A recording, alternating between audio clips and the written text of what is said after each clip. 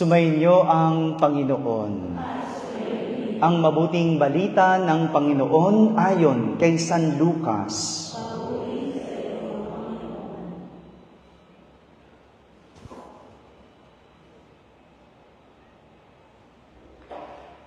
Noong panahong iyon, sinabi ni Jesus ang talinhagang ito sa mga taong ang tingin sa sarili ay matuwid at humahamak naman sa iba.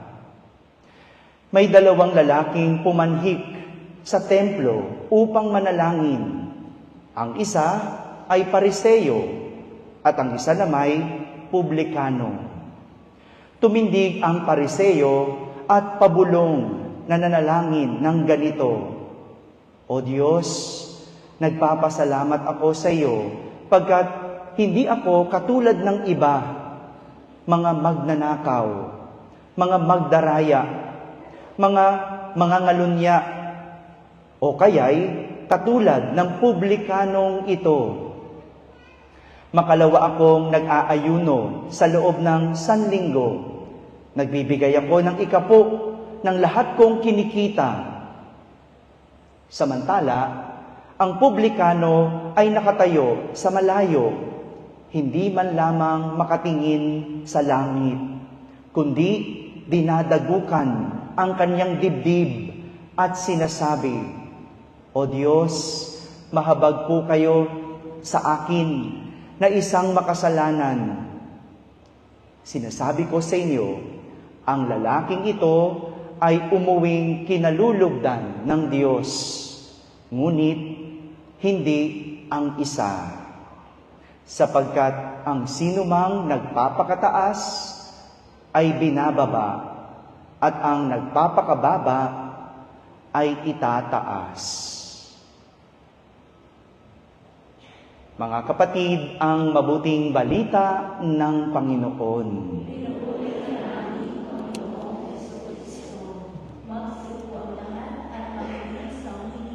Isang magandang umaga po sa inyong lahat. Pakibati naman ang katabi ng magandang umaga. Yan.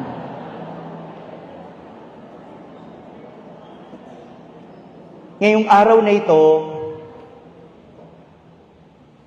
humigit kumulang 600 na makasalanan ang mapapatawad sa kanilang kasalanan.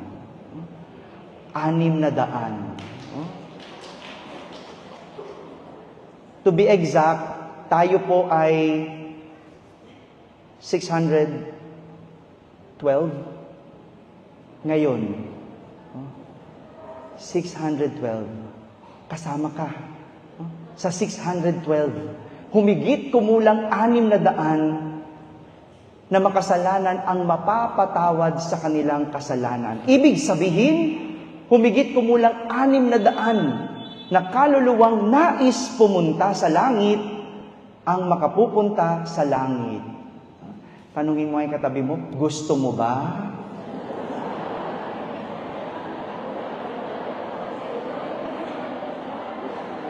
Ba't parang pag ikaw nagtanong, natatakot, ano?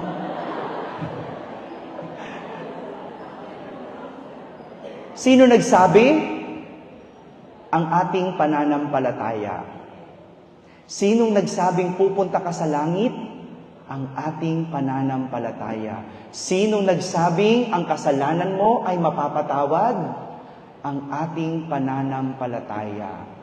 Yan ang ibig sabihin ng plenaryo indulhensya. Sabihin nyo nga po, plenaryo indulhensya. Yan. Bukod sa t-shirt at bus na binayad yung 1-3, meron kayong plenaryo indulhensya ngayon. No? Father, nabibili pala ang plenaryo indulhensya? Hindi po. Hindi. No? Hindi binibenta ni Father yon, hindi kasama yon. Pero yan ang makukuha mo at iuuwi mo, ang plenaryo indulhensya. Anong plenaryo indulhensya? No? Ito yung pag-aalis o paglilinis ng ating mga kasalanan kasama na ang kaparusahang dulot ng kasalanan. Ulitin ko po, paglilinis ng kasalanan kasama ang kaparusahang dulot ng kasalanan. Yan ang plenaryo indulhensya. Paglilinis ng kasalanan. Ibig sabihin, kung gaano ka kalinis, parang noong ikaw ay nabinyagan. Ganon ka kalinis ulit. No? Kaya tingnan mo nga yung katabi mo, mukha bang malinis? Ganyan tayo, magiging kalinis uli. Parang bagong binyag. Pero, may 5. May 5 kondisyon ang indulhensya plenaryo. Una, ang pagbisita sa mga Jubilee churches. Una na yon. So may 1 point ka na. Pakatandaan tong 5 ito. Una, ang pagbisita sa mga Jubilee churches. Ngayong araw na ito, bibisita tayo ng ilang simbahan. Ano ibig sabihin nun? Isang count lang yan ng plenaryo indulhensya. Huwag ka madaya. No? Wala kang reserba. No? Sa totoo lang, isang simbahan lang ang bisitahin mo, okay na. Plenaryo indulhensya na. No? Pero dagdagan na rin natin, nandito na rin lang tayo di ba? Alam mo naman tayo, mahilig tayo sa reserba di ba? Yung mga nagpa-picture na kanina, gusto picture pa ulit kanina. No? Alam niyo, nangangawit na yung labi ko, pero sige lang, no? Sige lang. No? Kasi gusto natin lagi may reserba. No? Yan ang una. Pagbisita sa Jubilee churches. Pangalawa, pangungumpisal. Walang plenaryo indulhensya kung hindi ka mangungumpisal. Kaya pag uwi natin sa Manila, mangumpisal ka. Dahil hindi mo makukumpleto ang plenaryo indulhensya kung hindi ka hihingi ng tawad. Pangatlo, pangungumunsyon. Marami sa atin nagsisimba pero hindi nangungumunsyon. Hello? Hindi kumpleto ang misa kung walang pangungumunsyon. Kaya yung mga nag-online mass, hindi ganun kakumpleto ang inyong pagsisimba. Kasi walang komunyon. Walang komunyon. Ang meron lang indulhensya sa mga nag-online mass ay yung may sakit. Hello? Sa mga nasa online mass, kung wala kang sakit, walang indulhensya. So ano dapat? Kailangan mong magkasakit. Okay ba yon? Ayaw nyo pumunta sa simbahan sige, yung mga nag-online mass, hindi kumpleto. Kahit bali-balik ta rin natin, para lang yan sa may sakit. Kailangan may sakit ka muna. Tapos bigla yung mga nasa online mass, biglang naubo. Biglang naubo, biglang sumisinghot na ngayon, biglang may sakit, di ba? Pero kasama yon ang pangungumunsyon, ay pagtanggap ng katawan at dugo ni Kristo. Hindi kumpleto ang pagsisimba kung walang pangungumunyon. Review. Ano yung number 1 na kailangan gawin para matamo ang plenaryo indulhensya? Visit Jubilee Churches. Pangalawa, pangungumpisal. Pangatlo, pangungumunyon. Pang-apat, ang pagdadasal ng intensyon ng Santo Papa. Pagdarasal ng intensyon ng Santo Papa. Father, hindi ko naman alam kung anong gusto ng Santo Papa. No? Alam nyo, ganito lang yan. No? Kung kayo'y nagro-rosaryo, sa huli, bago matapos ang inyong pagro-rosaryo, banggitin nyo lang, para sa intensyon ng Santo Papa. Isang Ama namin, isang Aba Ginoong Maria, at isang papuri. Kasama yan sa indulhensya. Ang ipagdasal, ang panalangin at intensyon ng Santo Papa. Kaya tayo simbahan, kasi tayo ay in communion with the Holy Father. Malinaw ba yon? So yung panalangin ng Santo Papa, kapag dinasal mo, it multiplies. Nadadagdagan. Kaya nga, sa panalangin ng bayan, kapag sinabi ng pari sa katahimikan, ating ipanalangin ang ating pansariling kahilingan, dun ka dapat humihingi. Dun ka dapat humihiling. Bakit?